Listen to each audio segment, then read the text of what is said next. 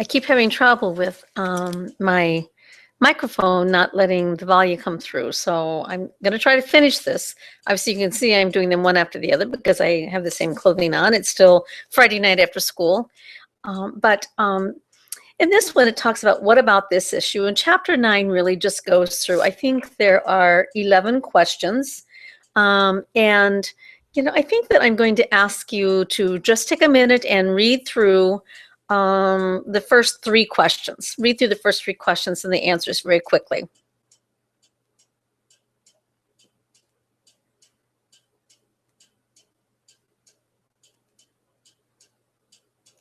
Okay, so I just want to make a couple of comments on that. First one, we've kind of already dealt with that in some of our other chapters, and just really, just trying to be there and provide opportunities for them to gang with you, get more information, excuse me, help them. And I feel like we kind of addressed that. The second one, though, I think this is really a delicate one. How should I respond when pressure from my principal?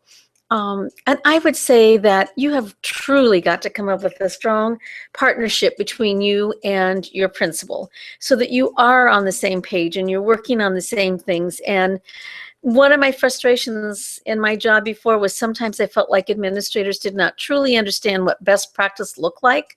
And so they were trying to do best practice in a place that it wasn't best practice.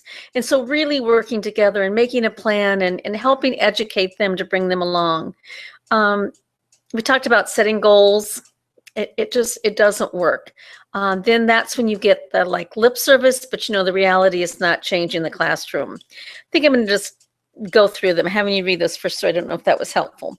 Should I ever tell a teacher what to do? And I think it really depends on your relationship with the teacher. Sometimes there were times I would say, this is what I need you to try. And I was just very upfront, and this is what it is. Other times I just kept kind of urging and kind of nudging them a certain direction. So it really is your relationship with them and how you feel that's going to be handled. How do I manage a teaching assignment plus literacy coaching?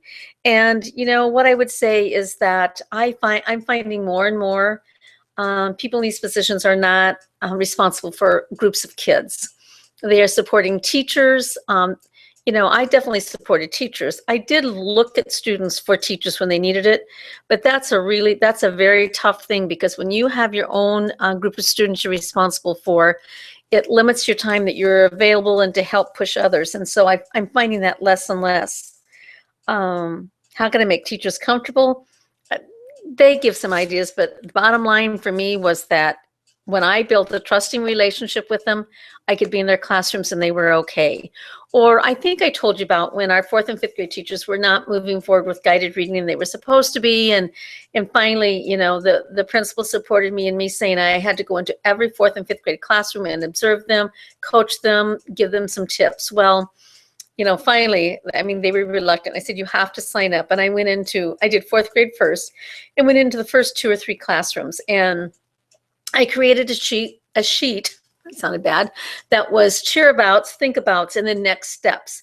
And so my cheer-abouts, I affirmed things that were happening in the room that were positive. Think-abouts were to push them, and then maybe a next step. After I did about the first 2 or 3, it was rampant all over the district. Oh my gosh, have Jan come in. It is so awesome. It's so helpful. I learned I was doing things that were right that I didn't even know were right. And she gave me suggestions and I can do this. And once they saw I truly was not in to evaluate them, but truly to help support them, they wanted me in their classrooms, and I couldn't schedule them fast enough. So that trusting relationship. Am I supposed to have a debriefing meeting after a demonstration lesson? I say, you never don't have that. You've got to sit down. You've got to talk about what you did, what they saw, what questions they have. And sometimes I will point out, did you notice I did whatever? And the reason I did that was because sometimes they don't even pick up on what they need to, because they don't know what to look for. What should I do if I'm asked to lead a professional development workshop? Absolutely. I did that all the time. I had the knowledge base, I had the comfort level, I had the skill set, and that's pretty common. How do I respond when asked to evaluate a student? And that, again, is up to what you have defined in your district. I did that for teachers, not a ton, but typically a teacher would call me and say, okay, I don't know what to do. This is the evidence I have. I'm not sure what this means. And would you be another set of ears and eyes and give me, either affirm what I'm finding, suggest what I need to do differently, or whatever. So that I did do that. How do I respond to teachers who believe that those kids simply won't or can't learn? And, I think there again, you have those negative Nellies that you've just got to keep working on and keep moving forward, maybe offering some kind of a support group, study group with teachers that are facing the same issues, and just be honest with times when you maybe have been frustrated in your teaching career, and you just keep moving them forward. And then finally, how do I know if I'm doing a good job? Evaluate how you feel. Do you leave work feeling confident? Ask your teacher feedback. For teacher feedback, what did they think is working well and not? I will just say that I felt like I got lots of feedback from teachers. They would be, very, very honest. And I think, again, because I had a trusting relationship with me, and the things they really liked that were going well, they were very honest about them. And, if they'd say, this would really help us if you would do this. And let me give a specific example. I would, had all the grade level teachers for 3 full days a year of training for just their grade level. And I just had lots of really, really in-depth strategy, best practice, moving our craft forward kind of work that I needed to do with teachers. And, so I did K1, 2, 3, 4, 5. So that's 6 grade levels within usually a 2-week span. And it was exhausting. I mean, by the time I finished, I just was like drained. But I knew that one of the things, because I had been a teacher, that they love is when they can walk away with something new they can just go back and try. It doesn't have to be anything fantastic, just something new. And I tried doing that. I mean, I tried, coming up with 2 or 3 things. I feel like I'm very creative. But what I found is just like on top of everything else, coming up with even 3 things for 6th grade levels, that was 18 different things to get them ready to share. And I thought, no, they've got it in them. They've got the expertise. So I started by asking, would you please bring, an idea, a read aloud, an activity, a website, something to share. And what happened was, out of the 20 to 25 teachers that would come to the training, usually about 2, 3, maybe 4 would bring something, and the rest didn't. And so the teachers who brought things, told me, honestly, we're done, because we feel like we're giving ideas away every time we meet and we're not getting anything. So I just simply changed, and it was a requirement. You had to bring a commercial break. That's what I call them. Everybody had to bring a commercial break. And throughout the day, I would just draw names out of the hat, and they had to get up and share, and it was just a non-negotiable. And a couple of times they would do it as a project they were working on as a team.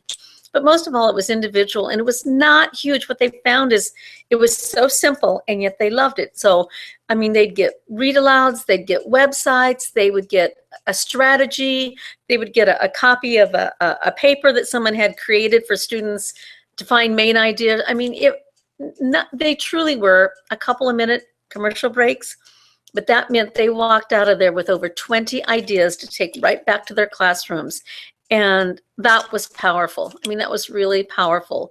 So that's an example where I had to work smarter and not harder. I knew what realistically I could do. I knew what teachers wanted, and I had to find a way that made it happen. And for the teachers, it ended up, once they did it once, it was no big deal, and they loved having the wealth of ideas. So they'll let you know how you're doing and what they need, and just embrace it. I know I've said to you, I think it might have been in supervision and staff development, during my Teacher of the Year sabbatical that I had, one of our speakers, gave us all Q-tips with the little ribbons around it. And it was quit taking it personal. QTIP, quit taking it personal. And she said that she used to have these little Q-tip little ribbons, and she'd carry it with her. And, when people start, going off the deep end, and she said, I'd have to think about that Q-tip, Quit taking it personal. It's not about you. You may be the messenger, but don't let it interfere with, how you're feeling about the job you're doing. So, good things to think about. Thanks.